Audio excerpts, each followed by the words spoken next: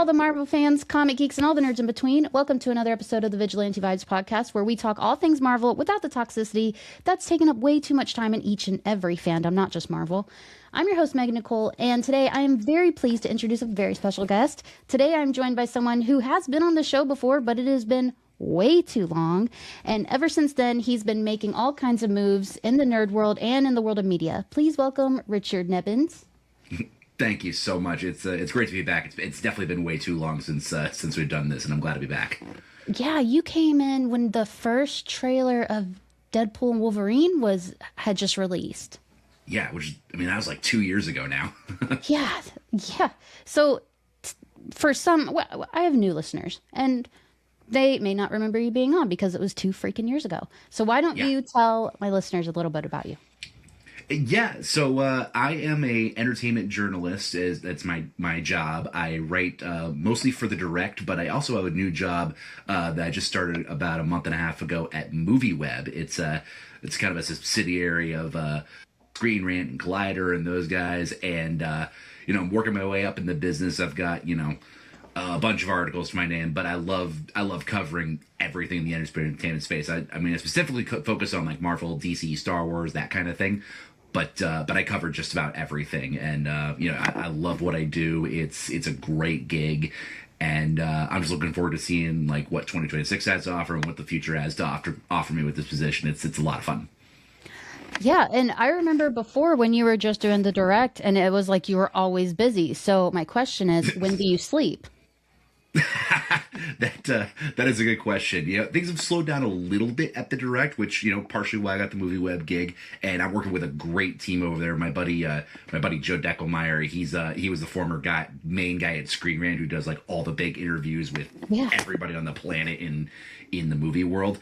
And I'm looking forward to hopefully doing some big things there, working my way up, and hopefully getting to some big events and premieres and doing more of like what I really want to do in this space. But no, I have been pretty much ever since I got back from my vacation a couple weeks ago. I have been busting my tail, writing like crazy. I've probably been doing anywhere from 6 to 9 articles a day. Almost every day, and I love it. I mean, it's tiring, and it can take a lot, but it's a great job. And honestly, I get to work from home and write about movies and TV for a living. I'm not sure I could really get a cushier gig than that. That's true. So you mentioned working your way up to doing the things you really want to do. What is that? I mean, eventually I'd love to like do more interviews with people and like go to premieres and things like that. In the journalism world, I've got friends who like what Joe does. They like do panels at Comic-Cons with all these celebrities and stuff. But I'm working my way up to it. I'm actually just about to hit 6 years at the Direct, which is congratulations. Thank you. Yeah, it would be a pretty huge accomplishment. I don't think I've ever been at a job for 6 years. That's been a great team. I've put out so many articles, and I've done like podcasts and interviews there. So I've actually just recorded a Patreon episode for the Direct podcast with my buddy David this morning, which is up on the Direct podcast Patreon account. It's only like, I think the top amount you could do is like $5 a month if anybody out there wants to join us. It's a great group of people. We have our own Discord channel, and we talk about movies and stuff all the time. And that's a great podcast to listen to if you guys are ever in the need for something else besides obviously Vigilante Vibes. Oh, thanks. Speaking of podcasts, I feel like I see you everywhere now. Like I see the Direct, I see MovieWeb, but then I see you on like Fandamentals. I see you on Hops Geeks News, and it's like this guy really gets around. I am just glad that I have so many friends in this industry who like can tolerate me and like me and like having me talk about movies and TV and stuff. Like I said, I'm lucky that I get to like be in the movie world for a living. Like I actually get to pay my bills by watching movies and TV shows. I mean, how many people can really say that? Facts, because a lot of us are still trying to get paid for doing this stuff, and you are living our dream. Well, thank you. You're welcome. You're doing so much, and it's all very, very cool stuff. Like I said, you're living the nerd's dream doing all of this. So you write so many articles a day, which I have to tell you, that sounds exhausting. I hate writing. I hate it. You know what's funny? Coming from somebody who used to be the world's worst writer, could not write an essay to save my life from middle school through college.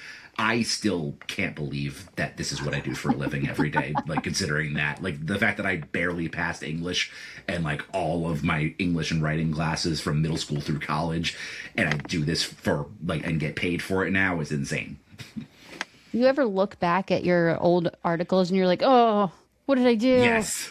All the time. Like from 5-6 years ago. Yeah. I'm just thinking like, what was I doing? And I know like formats have changed and like with that, so much has changed over the last few years, but it is kind of funny looking back on that kind of stuff. And I've made on stuff like iFunny, and people have like posted my stuff on like weird places all over the internet. And it is weird, like, finding stuff like that on the internet, but like my family has sent me stuff like that every once in a while. Oh my god! And it's wild. I never even thought about that aspect of it. Yeah, oh like god, I remember one specific one that I remember. It's just hilarious. I ended up on iFunny once for this article I wrote. I think it was on the Amber Heard thing. Like during all the Aquaman stuff, and somebody posted like the first little bit of my article next to that meme that goes, "The Lion, the Witch, and the audacity of this bitch." It was pretty great. So many good memes came out of that point in time. Yes, so many good ones. So you are pretty much ahead of the game when it comes to like movies, TV shows, everything that's happening. What are you looking most forward to this year? Avengers Doomsday, anybody? I mean, kind of like the biggest superhero movie possibly ever. That's going to be a lot of fun. Obviously, Spider-Man. Obviously, I'm real looking forward to all the DC stuff too. Like, we just got that Lanterns trailer today. Thank whoever liked it. No, the Lantern show looks awesome. I'm really excited for Supergirl. Clayface is gonna be a lot of fun. I'm looking forward to seeing what they do. Like, I'm not much of a horror person, but I'm excited to see like what the comic book movie world horror movie looks like. And then obviously we got Star Wars 2, Mando and Grogu. That should be a lot of fun. That's true.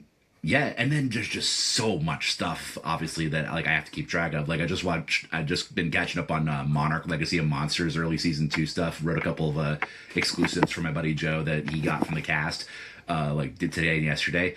And yeah, no, it should be a really, really big year for just the whole movie and TV world in general. Yeah, and we still have Daredevil this month, and right? Vision Quest is supposed to happen at some point, and the Punisher's special, and it's like, how are we going to breathe? Like, content creators, this is our year to thrive. Exactly. It's a crazy gig for writers and content creators and everything, but it's so fun. Like, we have so much to cover this year. Yeah, just today, like you said, the Lanterns teaser came out. I thought it looked fantastic. Half the fandom did not. They were not. I know. The suit is a little weird. I won't lie. I'm curious to see what they do with that in the show. Did not expect it to be so F-bomb heavy, although we should have, because I guess Nathan Fillion said that I remember there was a quote he said where he's like, he had more F-bombs in that than I think anything he'd ever done before. I didn't expect it to be in the teaser like Me 3 either. or 4 times. And it's Me either. I love Kyle Chandler. I'll watch him be a dink in a show. I'm good.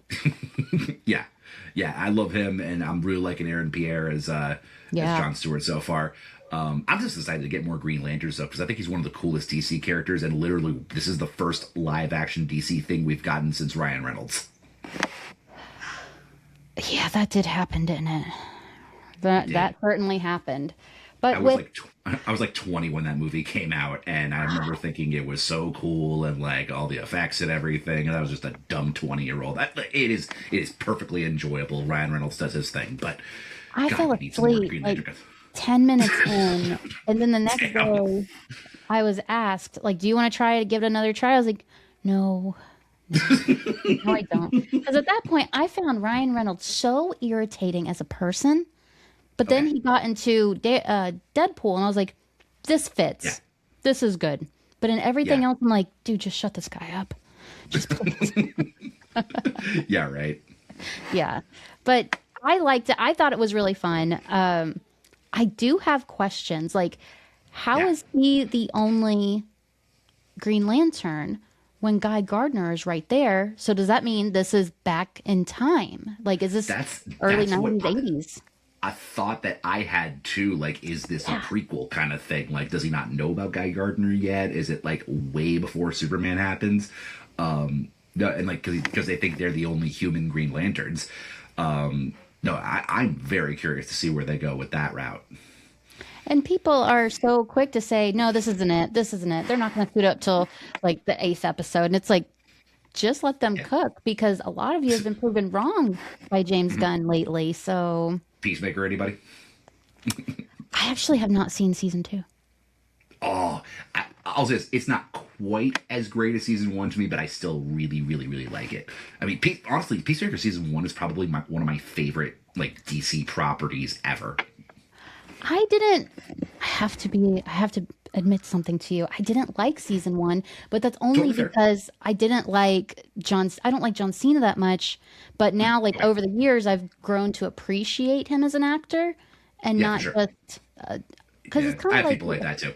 Yeah, it's kind of like if a UFC fighter jumped in to a main acting role. I'm like, I can't take you seriously. I've seen you being kicked in the nuts before. Like, I can't do it. Yeah. I mean, I'll say between him, The Rock, and like Dave Bautista and everything, honestly, I think he's probably done the best job of like transitioning from like wrestling to acting and everything. But I'm curious to see where he goes from here, like after Peacemaker. But I do love, I love the Peacemaker show. I want to give it another try, but it's just like, I'm just so busy. Yeah. So, I gotta give John Cena credit too. Apparently, he is one of the nicest people ever to talk to. Like everybody I've talked to who's interviewed him before says he is just a gem. So I appreciate him a lot for that. Which is crazy because like 10, 15 years ago, I used to like religiously listen to. I lived near DC, and they had this like big radio channel, and they said, "Who was the meanest celebrity you've ever met?" And almost every call was Cena. Every single call. It was like 10 calls, but one was not. And I was like, I guess he is an asshole. And then the next thing I hear, he's like, oh, he broke the world record for the most Make-A-Wish Foundation events he's done. And I was like, what is he playing at? Yeah, and maybe he's just really grown over the years. Because that's what I like to think. I really like to think that the WWE, him leaving it, is he done? Is he out? I think he's officially retired as of this year. Okay.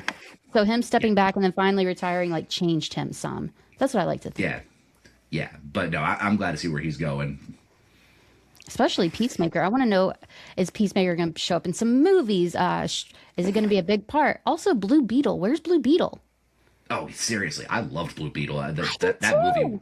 Yeah, I had a lot of fun with Blue Beetle. I know they're working on an animated series, but I don't know about like live action or anything. I really hope they bring him back. I do too. I loved his movie. It was so underrated. But when I went, he was in that weird flux time. He was in that weird flux time between like the transition between the Snyder stuff and the Gunn stuff. Yeah, because James Gunn had to actually come out and say he's going to be a part of the new DC. And it's like, I was like, oh, thank God. But I went to the movie theater, and only person in the theater on a Friday, only one. Damn. And it was like such a kick in the nads. Like, man, I liked it. It was a fun movie.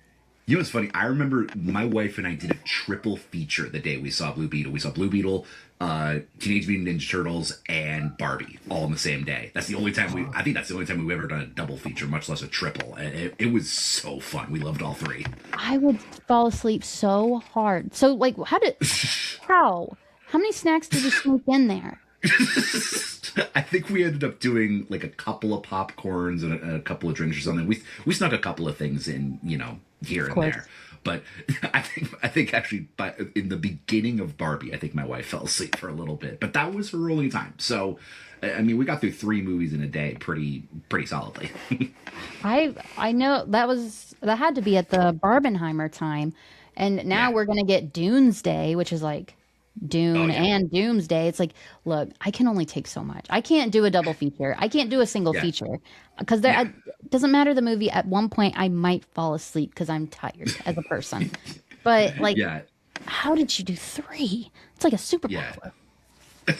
It was pretty fun. And it's funny too, thinking about the whole Doomsday and Dune thing. I'm actually I appreciate the Dune movies for like I mean how they're made and everything.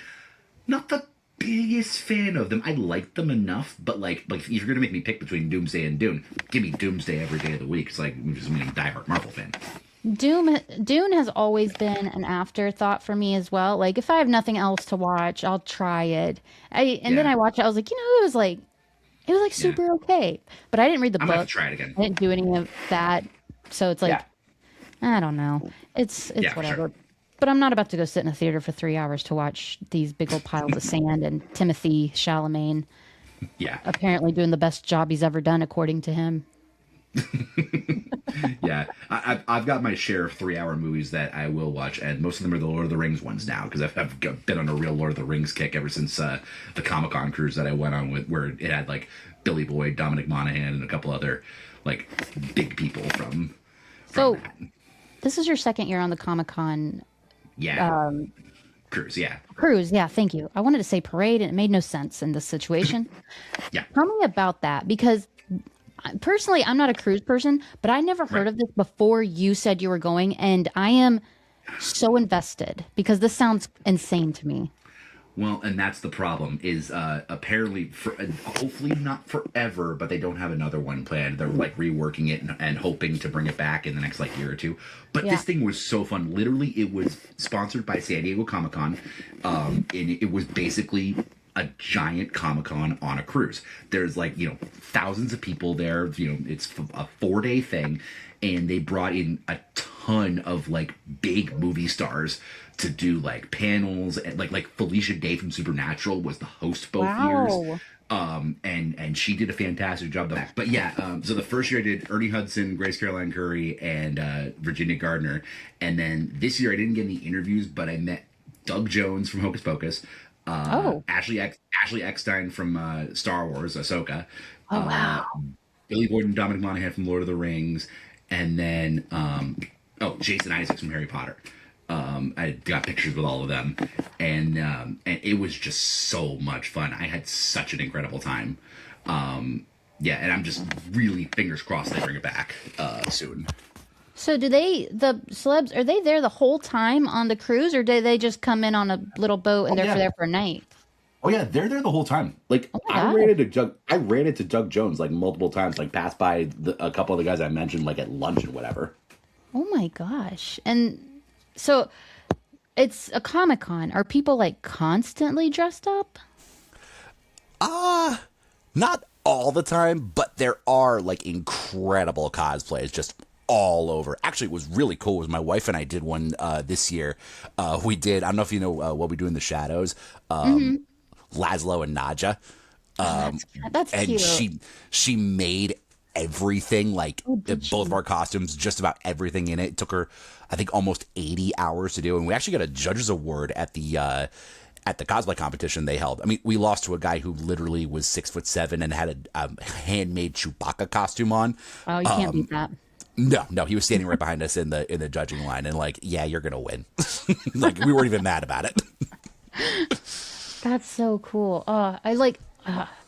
I love Comic-Cons. I love conventions. I love them all. But like all of it on a too. boat, it's hard to wrap my head around because I'm like, that's just so much awesomeness in one sitting Yeah. for like a Yeah. constant time period. Yeah, no, it's so great. There's literally stuff going on from morning till night. There's late God. night stuff. This time they had a trivia night for Lord of the Rings with Billy Boyd, Dominic Monaghan, and I think one other person. But like it's just so much fun. You make such good friends there because that's the thing about the cruise is like it's all people who love like Comic-Cons and movies and TV and stuff. So you make friends so easy. Like I know so many people from that now that I'm gonna be keeping in touch with for such a long time. And like I'm just fingers crossed they bring it back. Because my wife and I so want to go again.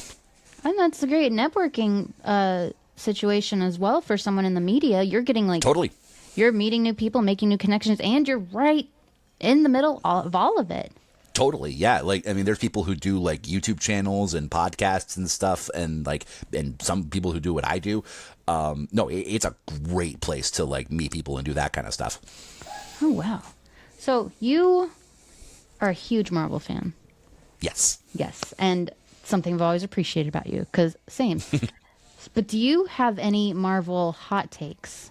Because I'm a sucker for those. I don't know if I have any too crazy hot takes. For me personally, the one thing I will say is I will defend almost anything from the MCU. Like, no I know where doubt. this is going. And like, I know, like, you and me disagree about Love and Thunder. Me and just about everybody disagree about Love and Thunder. Yeah. But the one thing I will say is the one Marvel thing that I just cannot get behind: Secret Invasion. Yeah. Yeah. I as soon as you said I knew, I take up for almost all of it. I was like, there's that one that keeps us up at night. There is the one, like that just. And I remember really wanting to like it at first, and even like liking parts of it at first. I remember I did a review of it with my guys on the Direct podcast afterwards, and like it just looking back on it, it just makes me so angry that they. Well, I mean, it should have been a movie. Yeah, I think it maybe could have been a double dose of movies considering how big that story is, and like. And I think the thing that gets me the most mad about it is they did all the good stuff and the stuff they should have done throughout the series in the last 10 minutes of the last episode. Like all the paranoia about the Skrulls and everything, and like just the world going nuts.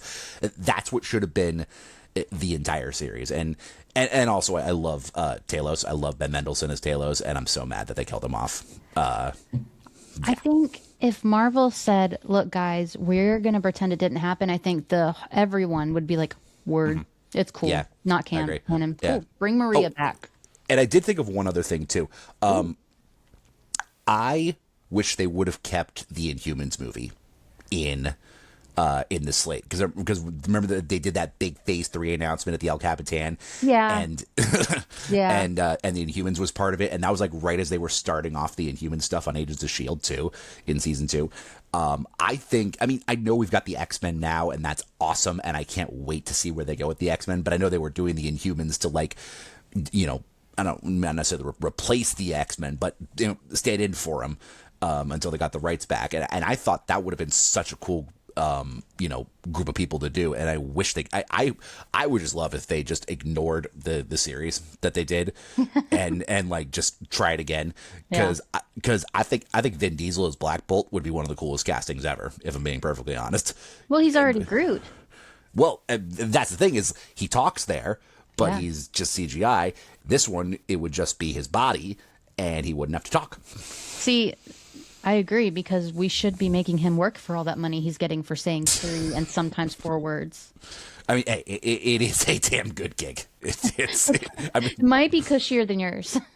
Honestly, yeah, get to go in a recording studio for what? And also, I will say though, he does all of the dubs for it, like on all the other languages. I've heard that he stays in the studio and doesn't just do the English. So I appreciate that about it, at least. He does have that going for him. Yeah, and I mean, of course, he's got Fast and Furious and everything. He's got a good life, but no, like I would love to see them actually do the Inhumans right. I agree. When they announced that, you're right. It was at the time where Agents of Shield was starting to dip their toe into it, and that's when I thought, okay, Agents of Shield is about to become 1-in-1 with the MCU. Yeah, and then I feel like something happened. They're like, no. Yeah. We're going to turn away from that completely. Yeah, I think that was part of the whole like Ike Perlmutter thing, like back in the day, and like with him and Feige being at each other's throats or whatever. And I mean, thank God that whole thing ended. But I think that's also what they're trying to make up for with, like, the whole Marvel TV thing now in Phase 4 and beyond. Because really, the series have, outside of a couple exceptions, done a really good job of like integrating with the entire MCU. I mean, maybe like stuff like Moon Knight isn't maybe as connected as we'd like it to be, but other than that, I mean, I think they've done a really good job of really connecting everything between movies and TV. Moon Knight, it's such a hard place to be, because if you haven't read any Moon Knight comics whatsoever, you know nothing about that man. You're like, oh, it's a pretty good show. They did pretty well. But then if you have, it's like, okay, well, first of all, no. It's a good show, but it's not like... Yeah. You just made up a whole bunch of stuff about Moon Knight and put it in a show. And I dubbed the show. But it was, like, when I was watching, I was like, what are we talking about here? Yeah, and like I mean, especially me being Jewish, that's my guy. I mean, I love that we've got a Jewish superhero. Yeah. But no, and there was some really cool stuff in that series. Like I don't Layla? yeah, I don't dislike it at all. I just wish they could have like gone further with some things and I wish it would get a season 2. I hope it gets a season 2, or that they bring him into that that Midnight Suns movies that they're talking about. See, I don't think it should get a season 2 because I think it was there to introduce who he is, introduce Layla, and I think it was just stopped there. I don't think it'll ever get a season 2, but I do think he's going to show up at some point because he was originally supposed to be in Kang Dynasty. Right. Yeah. Yeah. But then, everything changed. Everything changed. And it's he very well could be showing up again, but I do think Midnight Suns would be the way to go. Mm-hmm. But I think you have to introduce those other characters first. Don't give us an Eternals situation. Totally. Yeah. And I've always said, and actually another one I've thought about Eternals, just because I love that one, because that's like the first big movie premiere I've ever been to was Eternals. That's right. You went to it. Yeah, it was so much fun time in my life. I think what they should have done with Eternals, even if they kept the same movie the way it was, I think they should have done a Disney Plus series introducing all of them at first. Like do 6 episodes, maybe 1 or 2 of them each per episode, have them team up at the end for something big, and that would have set them up really well for the movie. Because I think the problem with that movie was you had way too many new characters to introduce who barely anybody had ever heard of before. I mean, literally, there was the 10 Eternals, Dane Whitman, Crow, the Deviants, all that stuff. Like, I liked it. I enjoyed the movie, but I think it was way too much for like the casual fan to dive into at the same time. Yeah, if the only familiar voice in a movie ends up being Blade at the end, and you have to and you have to hear from other people that it's Blade. You don't even know for sure who that is, because I didn't know it was Blade when it first came up at the post credits, and I had people whisper to me like, "Oh, that's Mahershala Ali." I'm like, yeah, but and even then, like, when you don't know for sure that that's Blade, and that's literally in the final seconds, yeah, and they broke my heart because he doesn't know he's in love with me yet, but Harry Styles will know someday. And they made him Star Fox, and I was like, say no more. I don't care how this movie comes out. I'm in. I don't care. Do whatever you want. Just make sure I'm there. And then I had non-comic book movie fan family members asking me about that, because I got a bunch of like girl cousins who are all younger than me, and like a couple of them are definitely into Harry Styles. Well, he's just a god. I mean, just the voice of an angel, a mixture between Fergie and Jesus, that whole thing. But then they just pretended it never happened. And it was like, you bastards, you gave us Pip the Troll too, though. Like, you gave us so much. And I love Patton Oswalt too. Like he's a Marvel legend, Patton Oswalt. Yeah, and you could have set up so much. Like, you had the Black Knight, you set up Blade, all of it, and then you just were like, you know what, never mind, we suck. Pretend this never happened. And then it took us 10 years to figure out what's going on with that big old statue, and here we are. Yep. And honestly, like that wasn't bad what they did. I didn't mind what they did with that in Cat 4, but the fact that it took us so long to get there, literally it took almost 5 full years to get there. And we only got like one reference to that, and that was in She-Hulk one time. And it wasn't even a line; it was like on a computer screen. No, yeah, you had to search. It was for an Easter egg. They didn't want you to see it. Like, yeah, right. And now it's like, all right, well, you've announced a lot of things for Doomsday and not one Eternal, so. Yeah, I mean, fingers crossed for Secret Wars, because they're bringing. I really can't complain with what they're bringing into Doomsday. I mean, they've got the Russo brothers directing it. They've got 20 MCU people, all the X-Men. I mean, and there's more that we haven't heard about. There's rumors that Ryan Reynolds and Hugh Jackman have a part in it. Just leave them out of it, because I'm tired. I'm so tired of those two. Their promotional campaign for Deadpool, I was like, that is just enough. Do nothing else. And then It Ends With Us came out, and they took over that campaign. I was like, I hope you two fall in a hole. And now I'm just like, just leave me alone. Just both of you go away for a while. But yeah, no, it's so funny, like, thinking about Doomsday, like the cast that's already announced and who they've shown in the trailers and everything, and thinking about who they haven't like talked about, because there's no way that just that is the cast. There has to be other people that they're not bringing up, because why all the secrecy? Mm-hmm. But Exactly. then it's like, Yeah. I feel like they had this whole plan for a big promotional thing. Like the Russo brothers were posting their cryptic messages. They give us absolutely nothing, barely any leaks, and then they had the movie theater thing with the trailers, and that felt like Disney was like, "Look, we've been pretty cool. You're gonna do this for us," and they're like, "Mother." And Yeah. I think they filmed those scenes, the trailers, just for that. Because all of them don't fit into a movie. Honestly, yeah, I think at least a couple of them are just, and like Marvel's done that so many times fast. I've written at least like 5 or 6 articles before on like stuff that's in the trailers that isn't in the movies and everything. Well, so that's no surprise. I believe it differs because it's not in the official trailer. That's where Right. that lawsuit comes in. This is just a teaser. They can do whatever they want in a teaser. But that X-Men one, that is not in a movie. You cannot tell me any movie that X-Men scene is in. It is not. Yeah. No, and I will say too, the X-Men one I think was probably my favorite. It literally Same. that 3 seconds of Cyclops is the best Cyclops material that we've ever gotten. I know.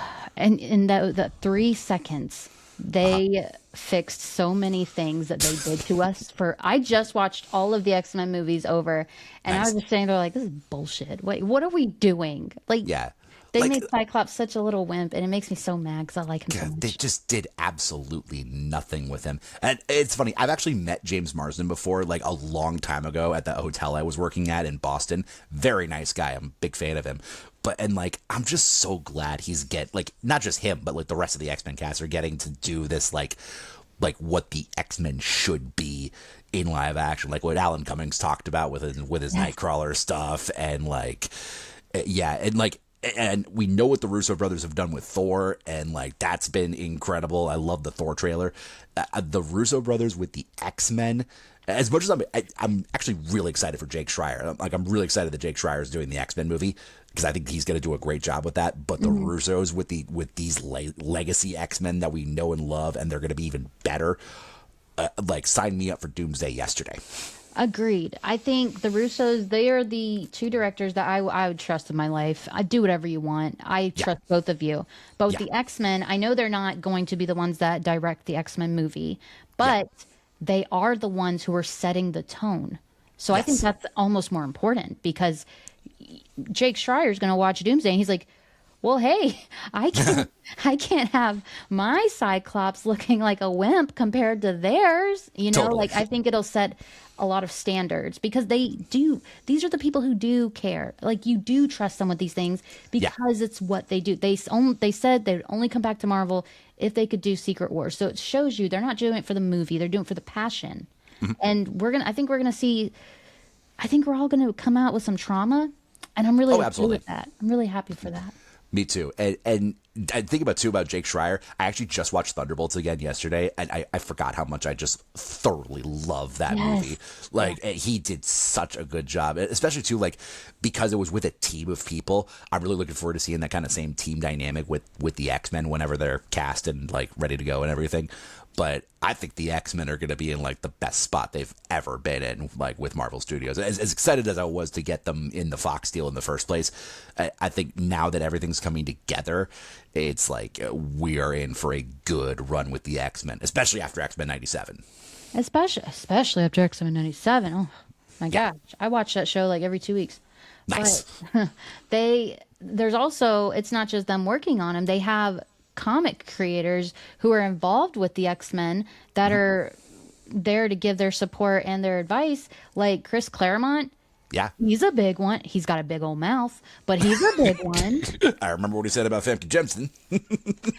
Dog, why would you do that? Like, why? Like, she was playing it so perfectly. Yeah. She had us all fooled, and then he's like, oh, she'll be there. And it's like, oh. I mean, after the whole Andrew Garfield thing, I don't trust anybody. But I will say she did an admirable job of making us believe she wasn't in it. See, I agree. We've all been Garfielded before, and I refuse to be Garfielded again. But Agreed. her and Halle Berry looked genuinely pissed when they talk about it. I'm like, wait a minute. Are you Yeah. not going to be in it? And now it's like, you guys are good actors. Like, Yeah, and especially with Halle Berry like being next to Chris Hemsworth all the time on that Crime 101 tour, and Mark Ruffalo. yeah, hers, I would believe she's not going to be in it because she was tricked into taking the role of Storm to begin with. Right, yeah. So, Yeah, I mean, like, I know they would do right by her with Yeah. Marvel, but I am curious to see where she stands on that, because she's one of those ones that I might actually believe might not be in it. same. But also, like, I know we all love Storm. I know we love Halle Berry, but she was not a good Storm, guys, and I wish we'd all just agreed to that. Because, like, Yeah. I'm so protective of Storm. She's such a beautiful, amazing, powerful character. Yeah, she's great. And it's like, yeah, and it's like, Halle Berry's very, very pretty and a very good actress, but she wasn't Storm. And I think that's okay to admit. It's cool. Yeah. Yeah, no, I am very curious to see if they do bring her back. I mean, no, she's not. If she comes back, she's not going to be back for more than like Doomsday or Secret Wars or whatever. But even just that, I'm very curious to see like how many of the old X-Men they're bringing back. I mean, just from the people that are confirmed, it's a hell of a team. Like I'm loving like the team that they have, especially with like Channing Tatum as Gambit, and they're like finally getting him with a team and everything. That's going to be fantastic. Oh, and even like Mystique is coming through. Last time we saw her, she was a human. What are you people about to do? Yeah, Why seriously. is she here? Because you have to think Magneto's also going to be in this movie. And last time we saw her, she was a human and she was ratting on Magneto and his team and selling them out. So it's like, Yeah. how many internal conflicts are we going to get? And it's like, Magneto's just so old now. That's what I'm curious to see, is like how many of those old movies actually like play into Doomsday, because like the versions of the X-Men that we've gotten so far, like Professor X was a completely different Professor X in Doctor Strange, and like, I mean, obviously Deadpool and Wolverine were the same, but that's, you know, was part of the story. And yeah, like I'm really curious to see, and I mean, good for Ian McKellen for like for doing this at freaking 87 years old. I mean, that dude is a freaking rock star. Between that and him still playing Gandalf, I mean, like, good for him. It stresses me out what he's doing because it's like It's a lot of work for a guy his a age. lot of work, and it's like you're just so seasoned. You're well seasoned, and it's like, I don't want you to overwork yourself. And and I'm just like, you know, it's Magneto. Yeah, He's a part of our culture.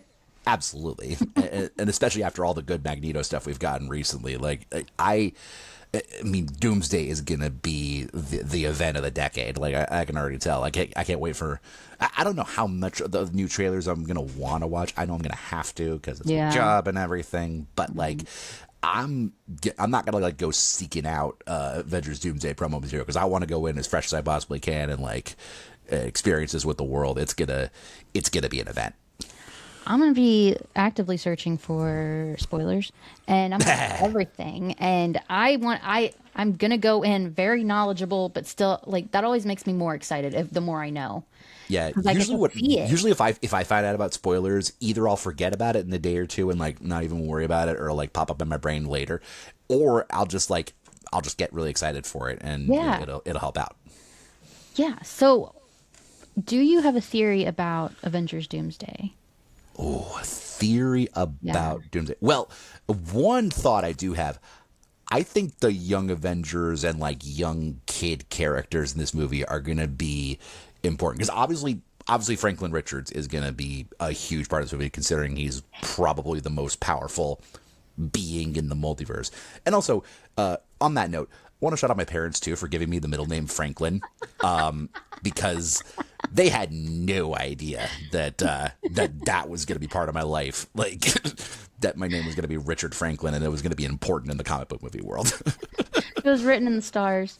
It must have been, honestly. I was named after my grandma, and my parents, God bless them, they don't know anything about comic movies and stuff.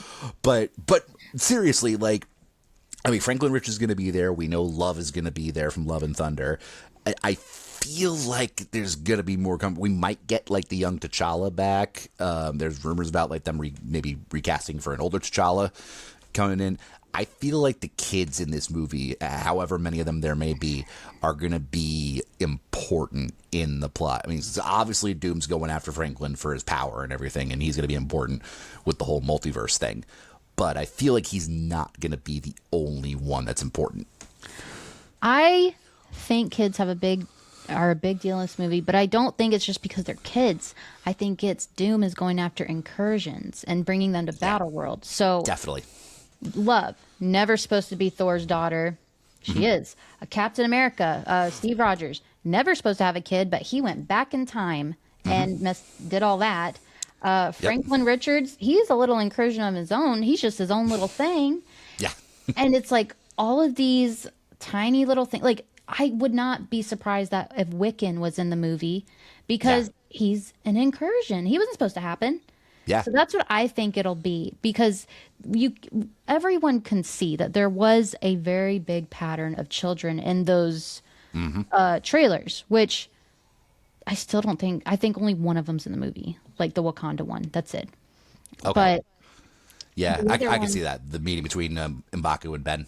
Yeah, that makes sense, because that's actually a callback to the comics. Because we all know that. But the other ones, they're all about children. They Captain America's kid, Thor's child, and then the X-Men, who are the children of the Atom. So it's like, and Scott Summers, who's one of the most famous parents in the MCU, him and Jean. If they've had, I mean, we need to know where he's at, because he could be a parent to many, or three, or he could be a parent to none. But he's also, Charles Xavier calls them his children. Yeah, absolutely. So it's like, and also, what is Scott so mad about? Oh yeah, I mean that he looked like he was ready to kill somebody. You know what that means? Someone killed Jean. Again, she dies so much, and that's all right. They all do. How many times has Professor X died now? Not enough, apparently, because he's back. Yeah. Oh God, I don't think we're ready. Like, I don't think we're gonna be ready, and I know, like, my anxiety and excitement's gonna kick in as soon as they start showing those popcorn buckets. I am done. I am throwing hands, because I remember what you people, not you, you people did during Fantastic Four, and I have been looking for a Herbie popcorn bucket on eBay. I check twice a week. At the beginning and the end of the week, just to see, because that's how bad I want it. Yeah. And you bastards. Yeah. Hooked them the first day. There's only one other movie where I can't wait to find out what the popcorn bucket is, and that's Spaceballs 2 in 2027. Because we're going to get Spaceballs, the popcorn bucket, and it's going to be freaking glorious. I didn't even think about that. I forgot that was happening. Oh my gosh. Outside of Secret Wars in 27, that's probably the movie I can't wait for most. And we don't even know most of the movies that are coming out in 2027. I'm tired. Yeah. Like, we have 2026 to get through. And we're not even there. Like, it's March. No. It's like, we haven't even gotten a full Daredevil trailer. Yeah, we've had 2-3 big movies come out so far, and that's about it. I don't even know. All the days are like... Yeah, I mean, Project Hail Mary just came out. Oh, that's right. Hoppers is this week for Pixar. Yeah, it's almost 100% on Rotten Tomatoes. It's wild. Yeah, people love it. Everybody I've seen is really, really looking forward to that one. So that one should be fun. I like when people like the movies that are just like, really? Like a kid one, and it's like, yeah, it's really good. That makes me happy. I don't know why. I mean, it's Pixar. How often have they dropped the ball? It's true. They do. They do good work. They do good work. Yes. Yeah. So we have had such a fun conversation. I've loved having you on. Obviously, open invitation. You're always welcome back. Thank you. So can you, before we get going, can you tell our listeners where they can find you, where you want them to hit you up on? Yeah, for sure. You can find me on social media just at Richard Nebens, Nebens. I'm on Twitter, Instagram, TikTok, all the places. Mostly active on Twitter and Instagram a little bit. You can find my stuff at the Direct and MovieWeb. You can actually follow my page on MovieWeb, which is pretty fun. If you want to go do that, I'm writing a lot there. I just passed 60 articles in just over a month, and 3 of those weeks I was on vacation. So I have been I have been busy as hell there. I've got a lot of like exclusive quotes out from interviews from other people, and hopefully I'll be working my way up to getting some of those quotes myself here in the next few months or so. But yeah, so just follow me over at that MovieWeb and the Direct, and we've got a hell of a year coming up, and it's going to be a lot of fun talking about all the universes we love. I completely agree. And dearest listeners or watchers, just look under the episode in the show notes and I'll have all the links to where you can find Richard very easily. And you absolutely should, because his writing is fantastic. So you're not going to miss out whatsoever. So thank you for listening to this episode of Vigilante Vibes. Wherever you're listening to this episode, click that subscribe button so you don't miss any of my amazing guests like Richard or any future episode. Thanks for listening. I hope you enjoyed it. Have a marvelous night.